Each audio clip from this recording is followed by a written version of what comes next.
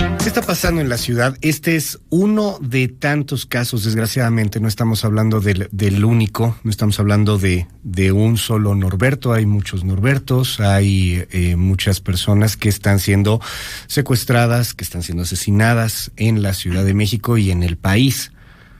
No nos sentimos seguros y parece ser que la cosa no va para mejorar. Le aprecio mucho a Francisco Rivas, director del Observatorio Nacional Ciudadano, que está aquí con nosotros esta mañana. ¿Cómo estás, Francisco? Buenos días. ¿Qué tal, Luis? Buenos días a ti y al auditorio. En un momento muy triste en donde me uno pues a esta tristeza compartida alrededor del caso de Norberto, a la tristeza de la familia. La verdad es que las cosas están mal. Creo que es la primera vez que me siento verdaderamente desesperanzado. Desde que hemos estado participando, y estaba recordando precisamente que hace 6 años tú me hiciste, la primera entrevista que me hiciste fue sobre secuestro. Sí. Estábamos hablando cómo en 2013 la tasa de secuestro llegó a su máxima expresión en ese momento, y si recuerdas cómo en ese momento, cuando nosotros lo advertimos, salió el gobierno federal a desmentirnos, a decir que no sabíamos ni contar, para luego tener que ratificar. Hoy nos encontramos en una situación similar. El secuestro fue el único delito que el gobierno del presidente Enrique Peña Nieto entregó a la baja, y hoy es un delito que tiene un repunte muy significativo. En el país crece la tasa de víctimas en un 24%, en la Ciudad de México un 77%, pero más allá de eso, lo preocupante es que el secuestro sí es un delito en donde podríamos tener tasa cero. O sea, a diferencia de otros delitos en donde el homicidio, los robos, nunca podremos eliminarlos, erradicarlos de ninguna sociedad, hasta los países más seguros lo tienen. La verdad es que el secuestro sí es un delito en donde es posible erradicarlo. Y se ha gastado dinero, y ese dinero todas las veces lo tiramos a la basura porque se toman malas decisiones. Nosotros lo advertimos hace aproximadamente un mes en el Plan Nacional de Desarrollo, en la Estrategia Nacional de Seguridad, y en el Plan Nacional de Seguridad no aparece el tema de la Coordinación Nacional Antisecuestro.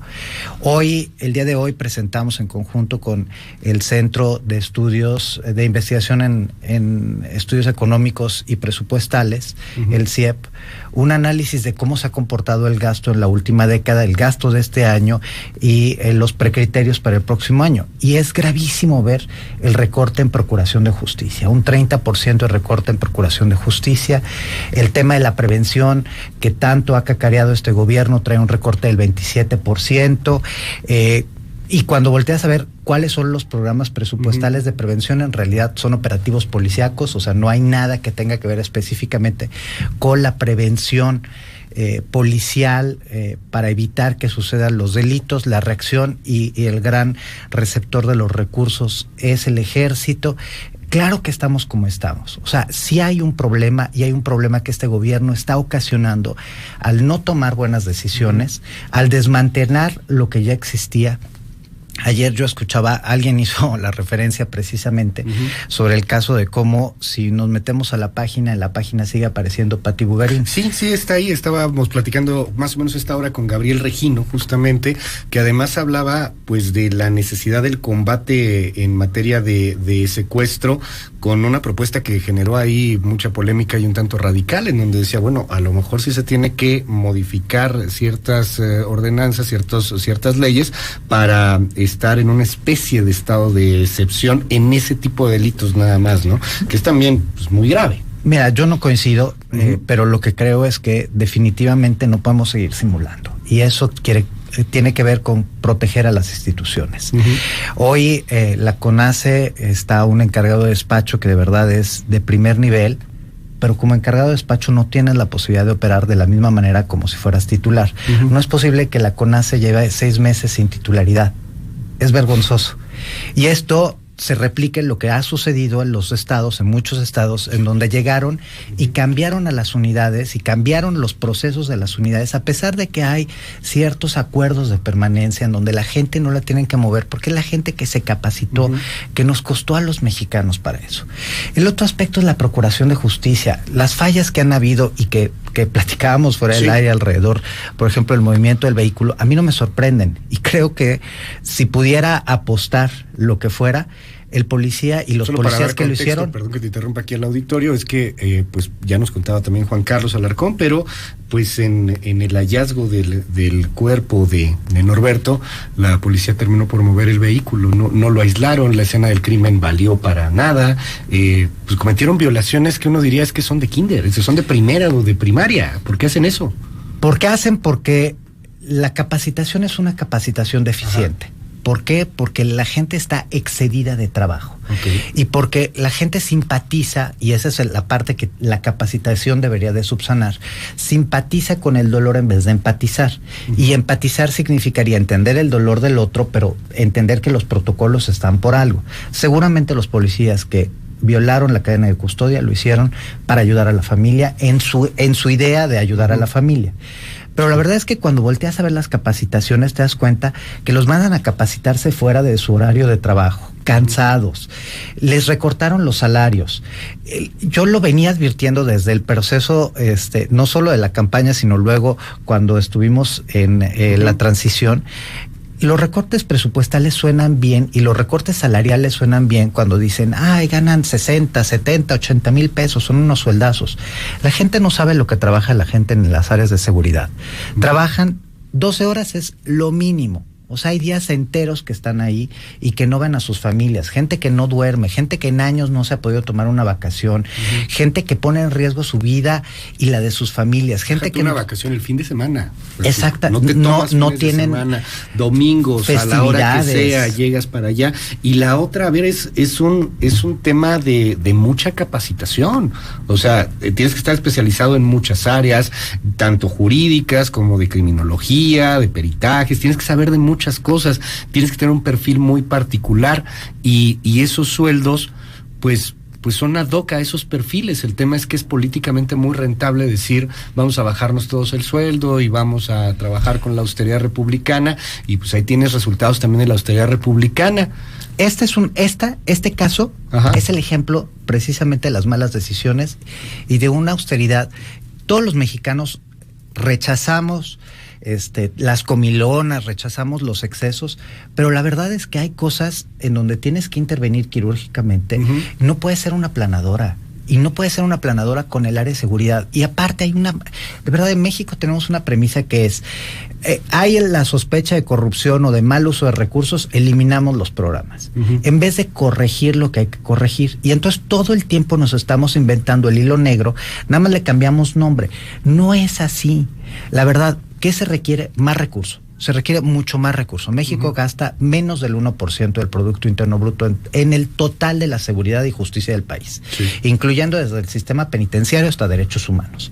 Derechos humanos recibe el 0.01% del Producto Interno Bruto. O sea, es una burla, y es una burla que luego te pongan en el Plan Nacional de Desarrollo que vamos a fomentar los derechos humanos y que hay el eje transversal cuando le estás destinando nada. El segundo punto, o sea, si nos comparamos simple y sencillamente con los países de la OCDE, gastan prácticamente el doble que nosotros y ninguno tiene una crisis del tamaño que tiene México.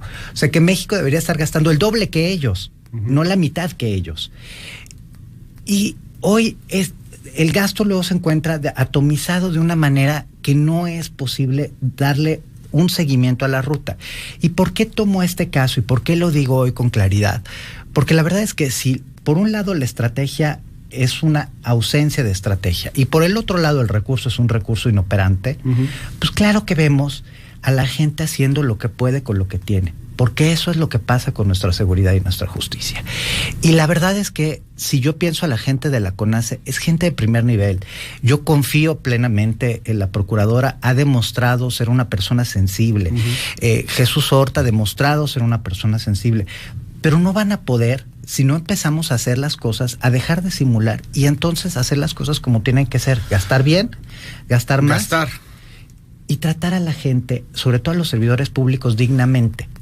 Entender la magnitud del problema. En el caso de la ciudad, la Procuraduría, yo coincido contigo, creo que sí, son personas que tienen el corazón en el lugar correcto, que están sensibilizadas al problema, pero pues eso no va a ser suficiente. No te das abasto con lo que tiene ya la Procuraduría en estos momentos. Se tiene que invertir, se tiene que hacer muchísimo. Pero quiero preguntarte esto, y no es por ser pesimista, ¿Qué pasa si no se hace? Si se queda en buenas intenciones. Ya estamos viendo incrementos fortísimos en secuestro y ojalá, toco madera, que no lleguemos a aquellos 90s de la Ciudad de México, ¿no? Mira, lamentablemente, y lo voy a decir así, lamentablemente la situación es grave, pero la Ciudad de México no está entre las entidades más preocupantes. Imagínate el tamaño del problema que tenemos a nivel nacional.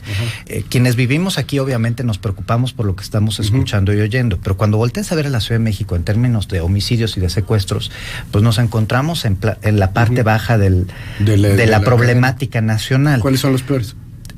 Por ejemplo, ahorita en este año, el estado que ha repuntado de una manera escandalosa en materia de secuestro es el caso de Veracruz. Tamaulipas históricamente ha estado ahí y siempre ha tenido una problemática, ¿no? Con ese sentido, Guerrero, o sea, los que sabemos que están... Morelos también ha estado por ahí. Morelos ha estado complicado y también ahí es por malas decisiones de política pública que han atacado a una de las mejores unidades antisecuestro que teníamos del país. Entonces, te das cuenta que son las malas decisiones de la autoridad que vulneran todo, porque todo lo que suena a los gobiernos anteriores está mal. Y yo creo que si algo nos deja el sexenio pasado, fue un desastre en materia de seguridad. O sea, la verdad es que las condiciones fueron terribles. Es el sexenio con las mayores tasas de homicidio, de secuestro, de extorsión, de robos. Pero hay pocas cosas que se hicieron verdaderamente bien, pues hay que rescatar lo que se hizo verdaderamente bien. No es de nuevo aplanadora, no es empezar de cero, porque claro que empezando de cero, pues te voltean y te dicen, pero le estamos echando ganas. Perdón, no, estás jugando con la vida de las personas. Norberto se pudo haber salvado. Norberto se pudo haber salvado si tuviéramos estrategias adecuadas en el país, si no estuviéramos tomando decisiones que son nada más para la Cámara, si no estuviéramos decidiendo precisamente hacer esos recortes nada más para que se oigan bien. Sí necesitamos hacer un cambio estructural, pero ese cambio estructural tiene que ser sustentado en un mínimo de diagnósticos. Hoy nosotros le entregamos al secretario Durazo en la transición, en la campaña y luego en el Consejo Nacional de Seguridad Pública, una serie de propuestas específicas de transformación normativa, de modificaciones que no te requieren, que son factibles y que son económicamente factibles. No se dejan ayudar.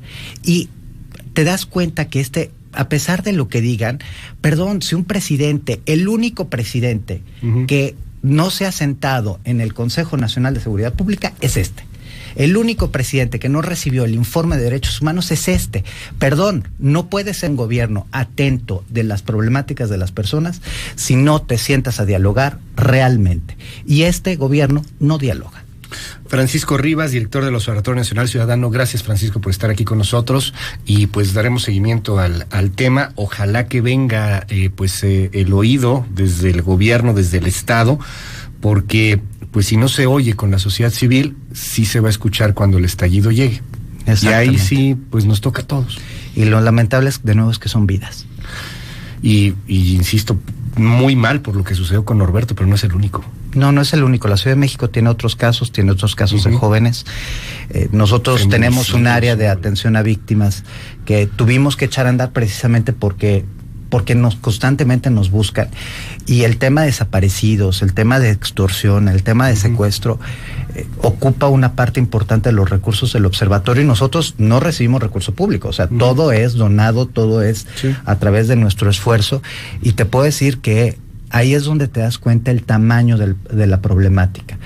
Porque las personas no saben si confiar o no. Y yo te puedo decir, las áreas de secuestro del país han trabajado mucho y han mejorado mucho. Y ahí, a todo ciudadano que se encuentre en una situación de este tipo, lo primero es acudir a las autoridades. Y si no, en el observatorio estamos a sus órdenes para acompañarlos en ese proceso, para estar con las autoridades. ¿Cómo te buscan en el observatorio? Es @obs_ciudadano, a mí @frarribascol. Ok, gracias Francisco Rivas.